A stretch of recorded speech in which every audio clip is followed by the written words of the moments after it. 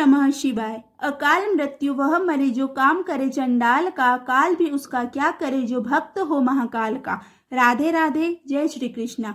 मैं हूं अंशु और आपका स्वागत है आपके अपने YouTube चैनल अंशु भक्ति पर। भगवान भोलेनाथ की कृपा सदा आप तथा आपके परिवारजनों पर बनी रहे।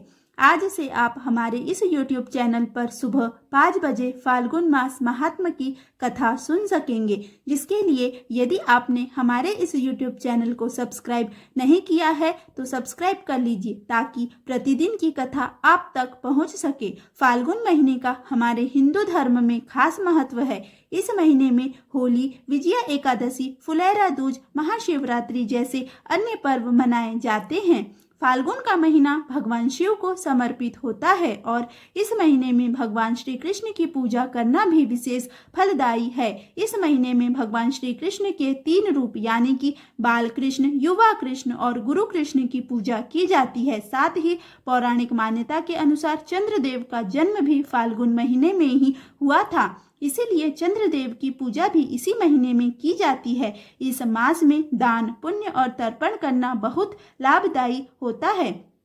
गरीब और जरूरतमंद लोगों को अपने सामर्थ्य के अनुसार घी, सरसों का तेल, अनाज, नमक, हल्दी का दान करना बहुत ही शुभ फलदायी होता है।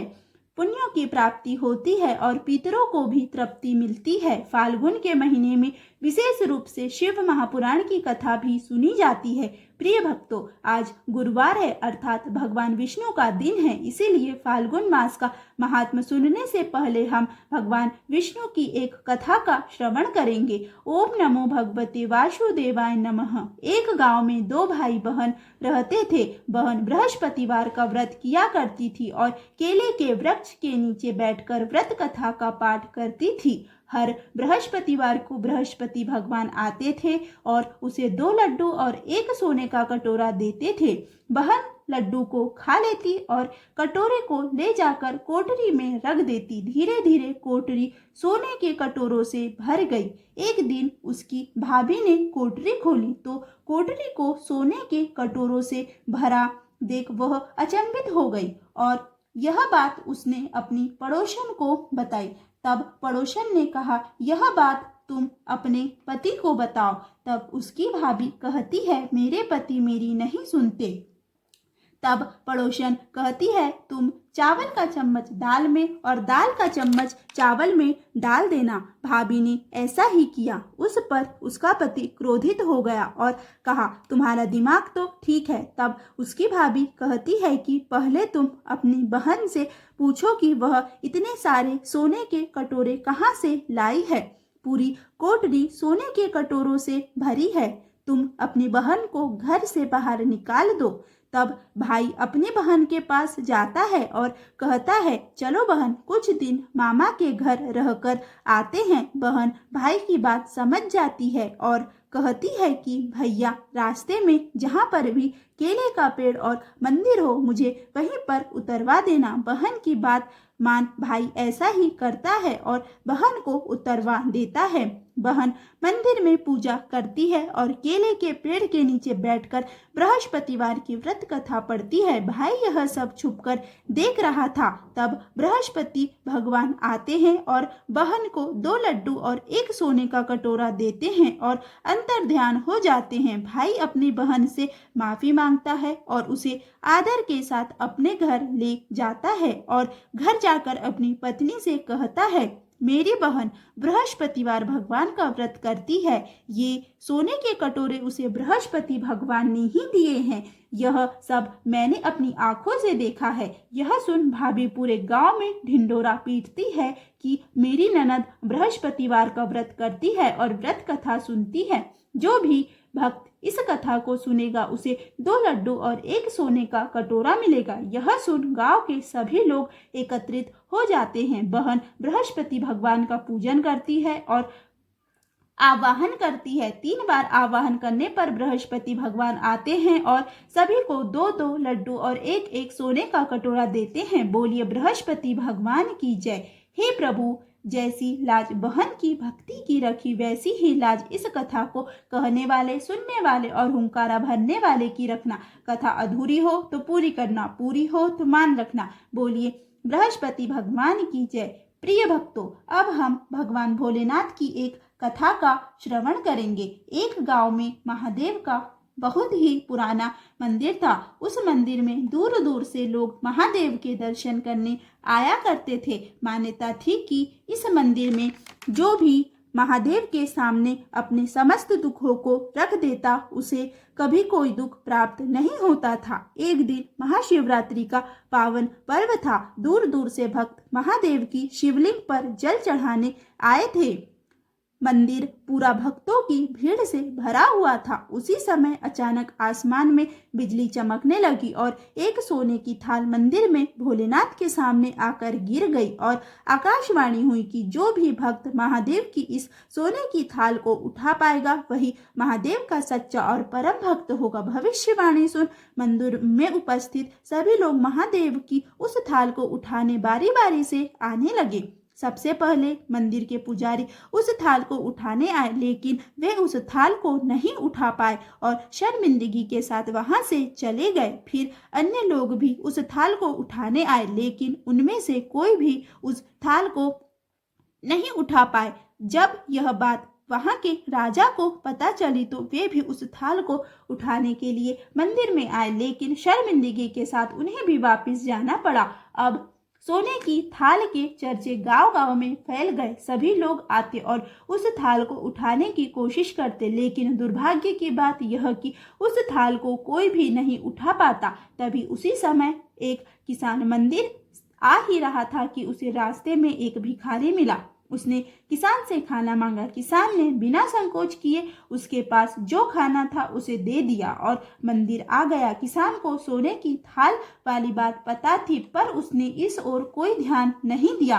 क्योंकि उसने यह सोच लिया था कि मैं तो कोई दान धर्म भी और पूजा भी नहीं करता, प्रतिदिन मंदिर भी नहीं आ पाता, मैं कैसे महादेव का परम भक्त हो सकता हूँ। और पूजा करके वापस अपने घर जाने लगता है कि उसे मंदिर से आवाज आती है कि भाई, तुम भी इस थाल को उठाकर देख लो, हो सकता है तुम ही महादेव के परम भक्त हो।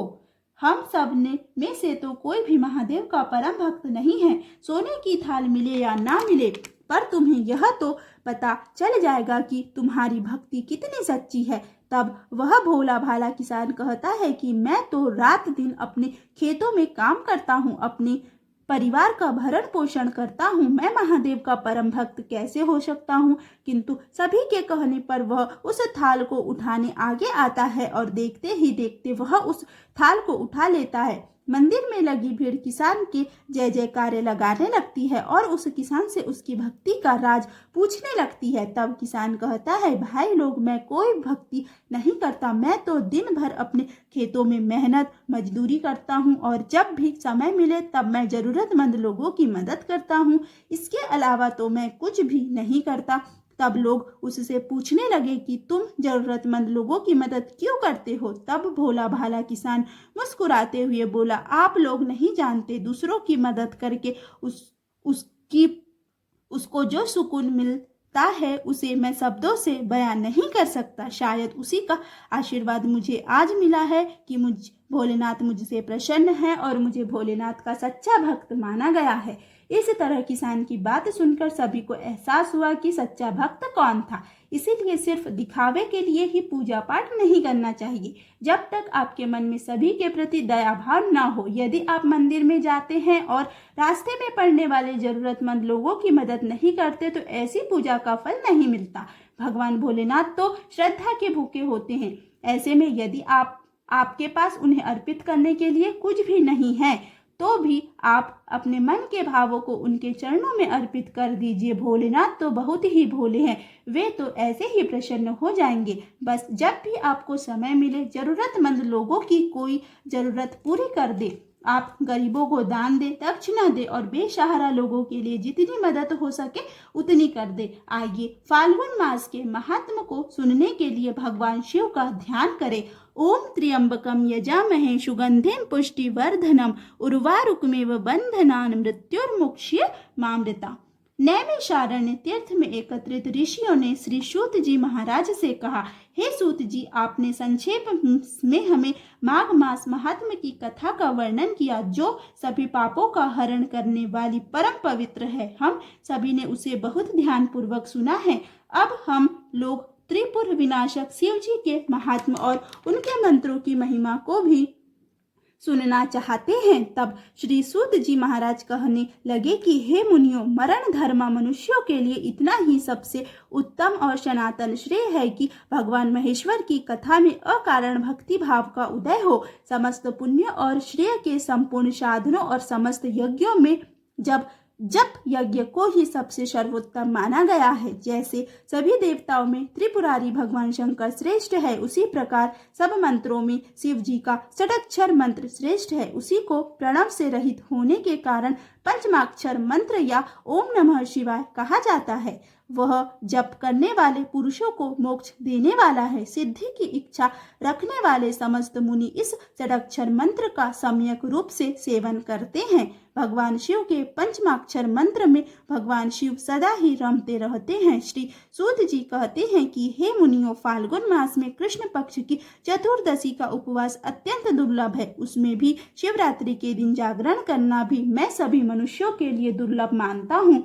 उससे भी अधिक दुर्लभ है शिवलिंग का दर्शन और परमेश्वर शिव के दर्शन को तो मैं और भी दुर्बेहतर मानता हूँ। 100 करोड़ जन्मों में उत्पन्न पुण्य राशि के प्रभाव से भगवान शिव की बिल्व पत्र से पूजा करने का अवसर प्राप्त होता है। 10,000 वर्षों तक जिसने गंगा जल में स्नान किया है, उसको जो फल मिलता है वही फल मनुष्य एक बार भगवान शिव की बिल्व पत्र से पूजा करके अनायास ही प्राप्त कर लेता है। प्रत्येक युग में जो पुण्य इस संसार में लुप्त हुए हैं, वे सभी पुण्य फाल्गुन मास चतुर्दशी को पूर्णतः विद्यमान रहते हैं। लोक में ब्रह्म आदि देवता और वशिष्ठ आदि मुनि इस फाल्गुन कृष्ण चतुर्दशी को भूरी भूरी प्रशंसा करते हैं।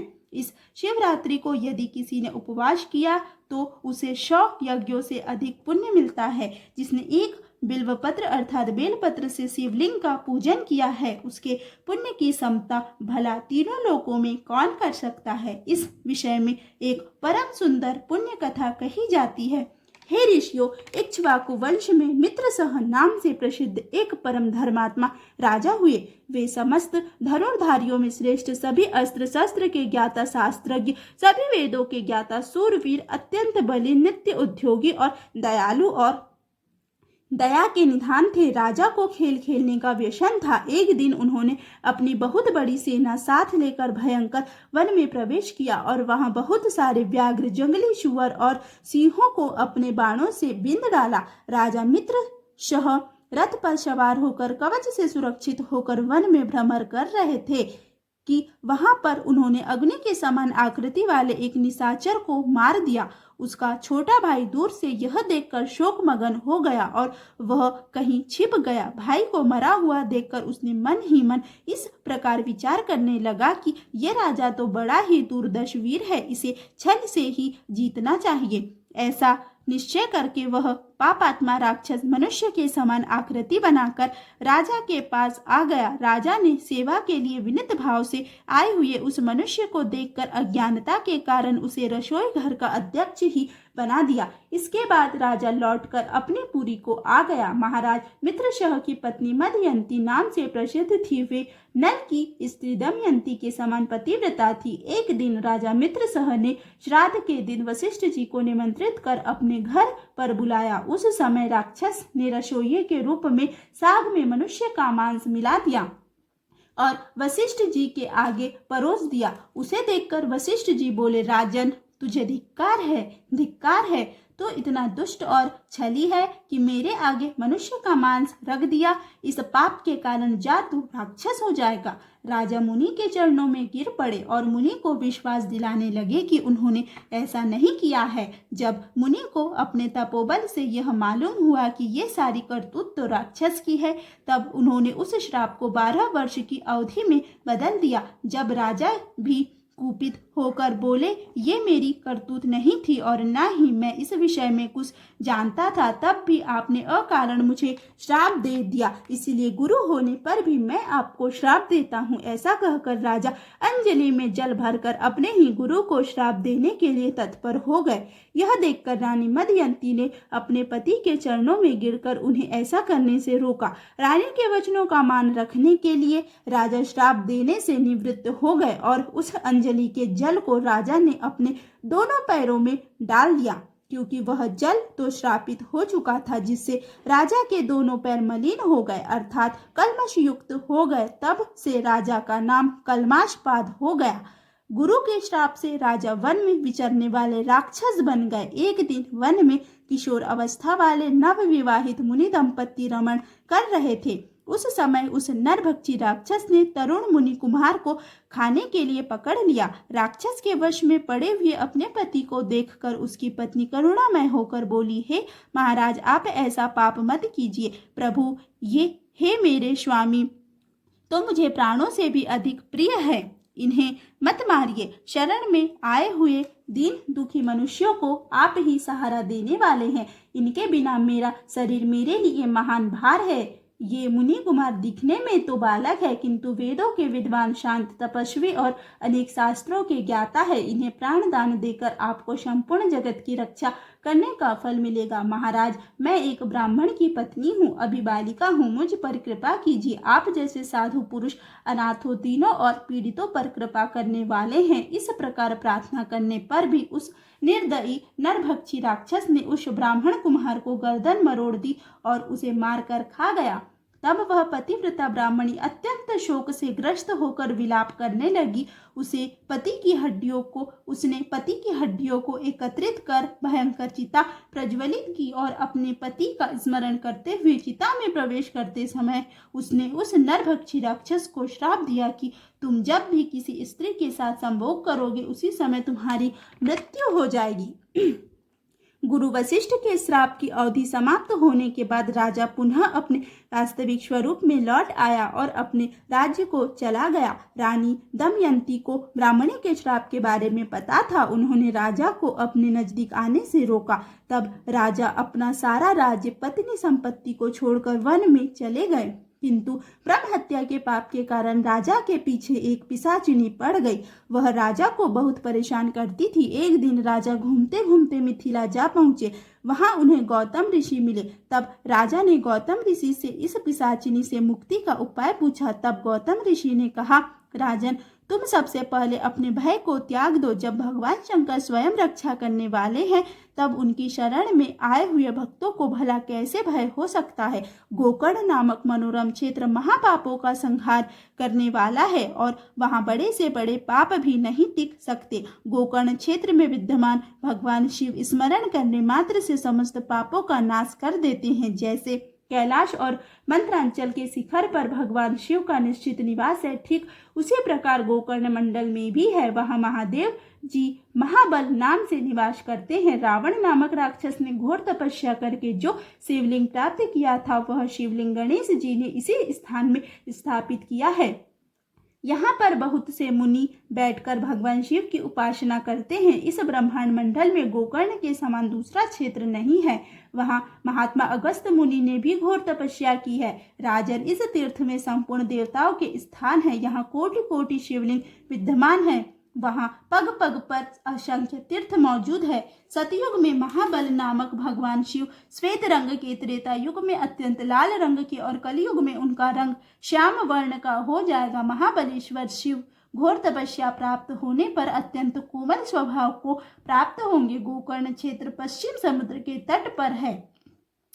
वह ब्रह्म हत्या आदि पापों को भस्म कर देता है। इस संसार में जो भी ब्रह्मघाती, भूतद्रोही और अन्य पापों से ग्रस्त होते हैं, वे सबसे पहले गोकर्ण तीर्थ में पहुंचकर वहां के तीर्थों में स्नान करके महाबल नामक शिव जी के दर्शन करने पर शिवलोक को प्राप्त होते हैं। वहां जो पुण्य तिथि पर पूजा करते हैं, वे शिवलोक में जाते हैं। जो भी मनुष्य गोकर्ण क्षेत्र में जाकर भगवान शिव की पूजा करता है, वह ब्रह्मलोक को प्राप्त करता है। रविवार, सोमवार और बुधवार को जब अमावस्या का योग हो, तब वहां स्नान, दान, तर्पण, शिव पूजा, जप, ब्राह्मणों का सत्कार अनंत फल देने वाला होता है। महाप्रदोष की बेला में भगवान शिव का पूजन मोक्ष देने वाला होता है। फाल्गुन मास में जो परम पुण्य चतुर्दशी की तिथि आती है उस दिन बिल्व पत्र और शिवलिंग का सुयोग दुर्लभ है।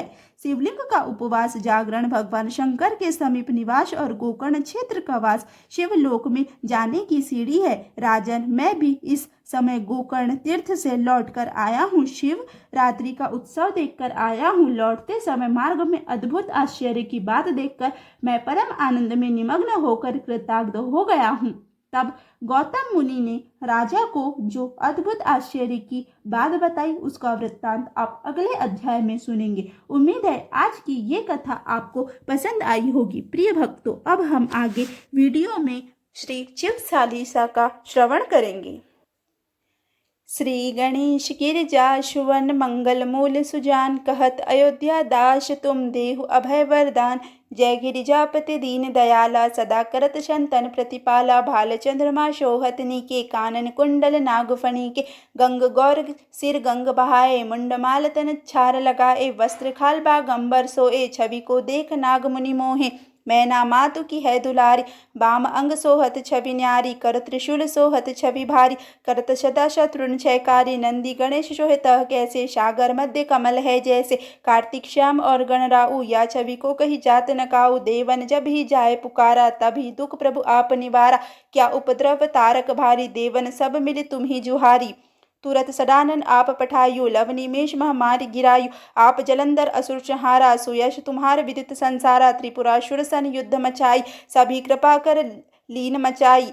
किया तब ही भागीरथी भारी, पूर्व प्रतिज्ञा तसु पुरारी। दानिन मह तुम सम को उनाही, सेवत स्तुति करत सदा ही। वेद नाम महिमा तब गाही, अकत अनादि भेद नहीं पाई। प्रकट उदति मंथन में ज्वाला, जरे सुरासुर भय विहाला। कीन दया तह करी सहाय, नीलकंठ तब नाम कहाई। पूजन रामचंद्र जब कीन्हा, जीत के लंक विभीषण दीना। सहस कमल में हो रहे धारी, किन्न परीक्षा तभी पुरारी। एक कमल प्रभु राखे उजोई, कमल नयन पूजन चह सोई। कठिन भक्ति देखी प्रभु शंकर, भय प्रसन्न दिए इच्छित वर। जय जय जय अनंत अविनाशी, करत कृपा सबके घटवासी। दुष्ट सकल नित मोहि सतावे, भ्रमत रहे मोहि चैन न आवे। त्राहि त्राहि मैं नाथ पुकारो, यही अवसर मोहि आन उबारो। लै त्रिशूल शत्रुन को मारे, संकट से मोहि आन उबारो। मातु पितु भ्राता सबको ई, संकट में पूछत नहीं कोई। स्वामी एक है आश तुम्हारी, आए हरू अब संकट भारी। धन निर्धन को देत सदा ही, जो कोई जाचे वो फल पाही। स्तुति के ही विधि करो तुम्हारी, क्षम हो नाथ अब चूक हमारी। शंकर हो संकट के नाशन, मंगल कारण विघ्न विनाशन। योगी यति मुनि ध्यान लगावे, नारद शारद शीस नवावे। नमो नमो जय नमो शिवाय, सुर ब्रह्मादिक पार न पाए। जो यह पाठ करे मन लाए, तापर होते है शंभु सहाय। ऋणिया जो कोई हो अधिकारी, पाठ करे सो पावन हारी। पुत्रहीन कर इच्छा कोई, निश्चय शिव प्रसाद ते होई। पंडित त्रयोदशी को लावे, ध्यान पूर्वक होम करावे। त्रयोदशी व्रत करे हमेशा, तन नहीं ताके रहे कलेशा। धूप दीप नैवेद्य चढ़ावे, शंकर सम्मुख पाठ सुनावे। जन्म जन्म के पाप नसावे, अंतवास शिवपुर में पावे। कहे अयोध्या आस तुम्हारी, जान सकल दुख हरहु हमारी। नित्य नेम कर प्रातः ही, पाठ करो चालीसा। तुम मेरी मनोकामना पूर्ण करो जगदीश। मगशर छठी हेमंत ऋषु, संवत 64 जान। स्तुति चालीसा शिव ही पूर्ण कीन कल्याण। यदि यह वीडियो आपको अच्छा लगा हो तो प्लीज़ वीडियो को लाइक करें, वीडियो को ज़्यादा से ज़्यादा शेयर करें तथा चैनल पर पहली बार आए हैं तो चैनल को सब्सक्राइब करना बिल्कुल भी ना भूलें। धन्यवाद।